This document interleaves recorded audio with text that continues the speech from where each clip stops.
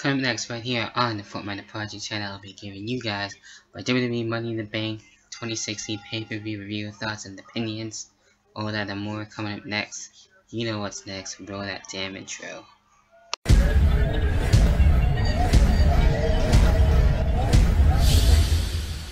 Inside me a light was turned on. Then I was alive.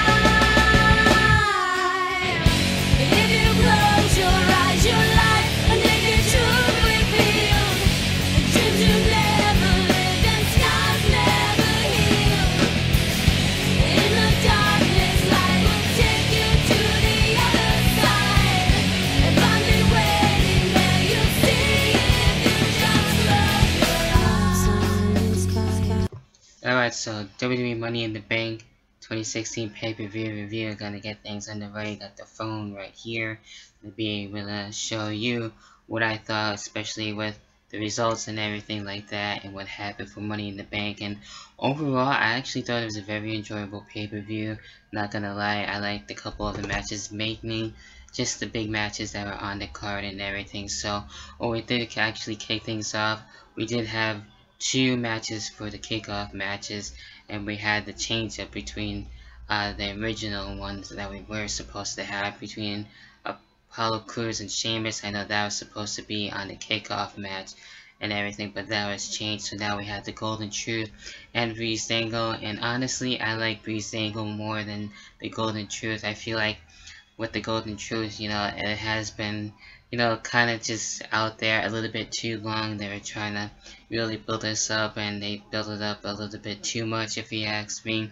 So Breeze Dangle, I think, is a more better fit, and now that they actually got matching ring attire is really cool. So I just like that team a lot more, if you ask me personally. But the Golden Truth was actually able to get their first win, so it is what it is. And when it comes to that, then we get into the Lucha Dragons and the Dudley Boys. This one was actually a good match between the two, and these two faced each other before too. So basically in the rematch, if you will, and the Lucha Dragons were able to get the win. So, and a good match with that one, and there you have it with that. Alright, so we officially kick things off with the Fatal 4-Way matchup for the tag team titles. This one was definitely a great match, one of the matches of the night, and one of the matches I was looking forward to seeing. And this one, it could have went either or with one of the teams, and it wouldn't have mattered on who won. So with this one, we had the New Day actually retaining. I like the spots here between the teams and everything like that. So it was a very enjoyable match, and the New Day looks like they're gonna go into SummerSlam possibly losing the titles then. And we'll see what happens and what's going to be continuing into Battleground, into SummerSlam, who they'll be facing. So there you have it with that, New Day retaining. Then next we had another rematch between Baron Corbin and Dolph Ziggler. This was also supposed to be on the kickoff, which this one, hopefully this feud will come to an end, and I feel like they've been dragging this out a little bit too long, if you ask me. Nothing really special here, but at least Baron Corbin was able to get the win. That was fine enough for me, and then I want to see other things going for these guys, and I feel like Dolph Ziggler will probably just continue his tag team with Zack Ryder.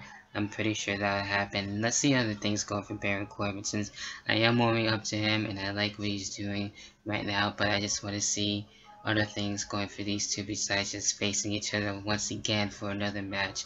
And with rematches, it's okay to have them, but not so close together. You can have them spaced out in different times, but just to have it like that back to back, don't really care for that. It gets kind of old after a while and stale, if you ask me. So that wasn't really needed to see another match, so hopefully that will be the final time. So Baron Corbin winning, I'm fine with, and don't have any problems with that, at least with the win anyway whatsoever. Then with the next match, we had the women's match, which I thought was going to be a women's championship match, but it was a tag match between Charlotte and Dana Brooke, and we also had Natalya and Becky Lynch, and this one was a good match for what it was.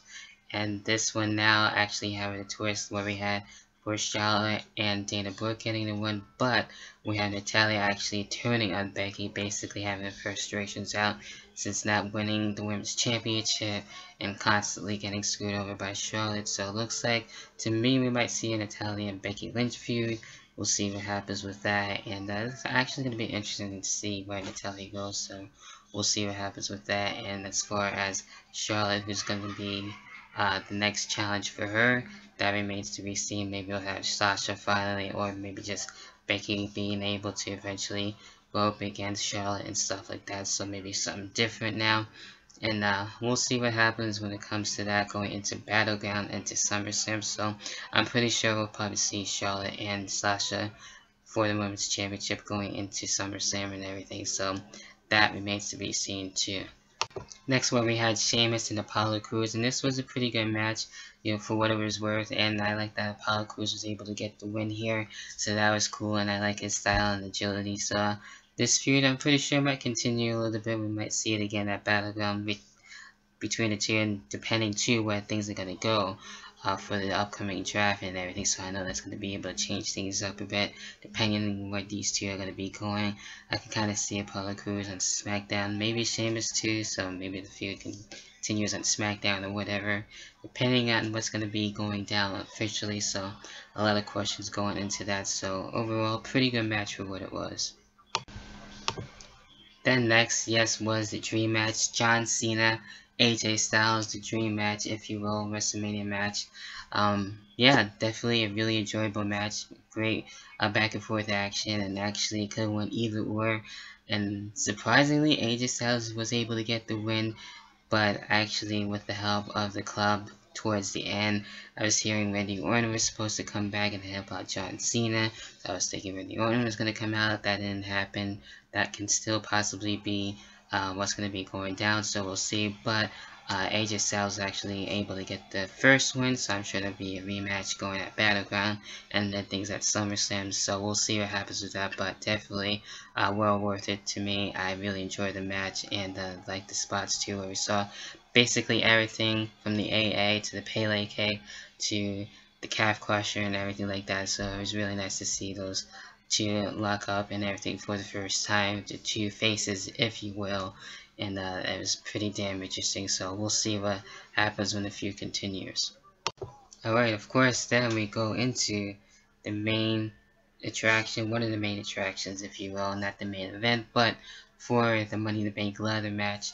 Of course, the anticipated Money in the Bank ladder match that has been basically talked about as a really another big deal, like John Cena and AJ Styles. So with this one, really great spots here. I like the whole two ladders and right below the ladder and everything, and how that was connected, and some of the spots by Sami Zayn and stuff was really awesome. Of course, we had Sami Zayn, Cesaro, Chris Jericho, Dean Ambrose, and this one Kevin Owens, and it was just intense. And I always enjoyed the Money in the Bank ladder matches, and this one definitely for sure thought it was a great match. And who ended up winning?